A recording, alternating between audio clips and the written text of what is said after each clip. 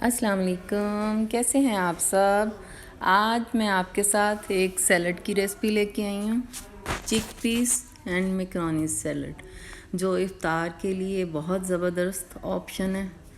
आप इसको बनाएंगे तो फिर आपको पता चलेगा कि ये कितना इजी और कितना सिंपल और कितना मज़ेदार है।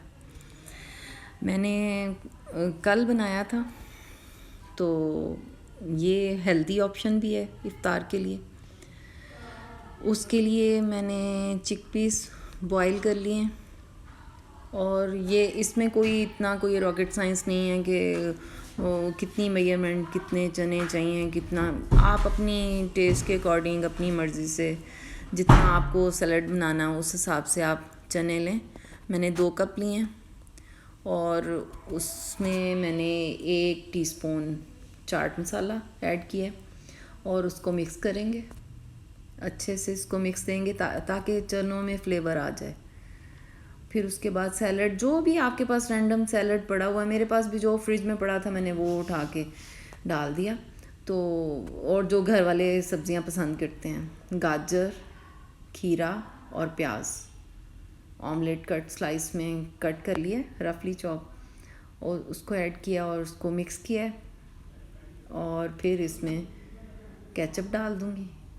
केचप इतनी ही डालनी है जिसमें चने वेल कंबाइंड हो जाएं, ये चाट मसाला और सैलड आपस में कंबाइंड हो जाए, बस इतनी केचप डालनी है। कोई मेजरमेंट नहीं है इसमें, आपने अपनी मर्ज़ी से अपने टेस्ट के अकॉर्डिंग इसको एडजस्ट करना है। और इसमें कुछ भी नहीं जाता, लेकिन इसी से ये एज इट भी बहुत अच्छा लगता है। मेरे हस्बैंड तो मैक्रोनीज नहीं खाते, तो इसलिए मैं उनके लिए ऐसे निकाल लूँगी एक बाउल में, तो बच्चों के लिए मैक्रोनीज ऐड करके तो वो वाला सैलड बन जाएगा। वो उनके लिए निकाल लिया मैंने और अब मैंने मैक्रोनीज ऐड की हैं। बॉयल मैक्रोनी है, सिंपली जो पैकेट में रेसिपी दी होती है बॉयल करने की, उस तरीके से बॉयल की है। और मैक्रोनीज 1 से 1.5 कप ऐड किया और उसमें मैक्रोनीज के लिए चाट मसाला, क्योंकि मैक्रोनीज तो फीकी है ना, उसके लिए चाट मसाला ऐड किया और उतनी ही केचप डालनी है जितनी इसको ज़रूरत है।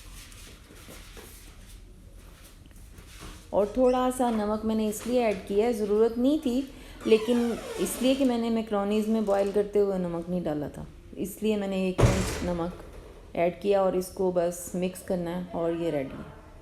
आप चाहें तो इसमें चिली सॉस ऐड कर सकते हैं, मैं कभी डाल लेती हूँ, कभी मैं नहीं डालती, तो वो ज़रूरी नहीं है।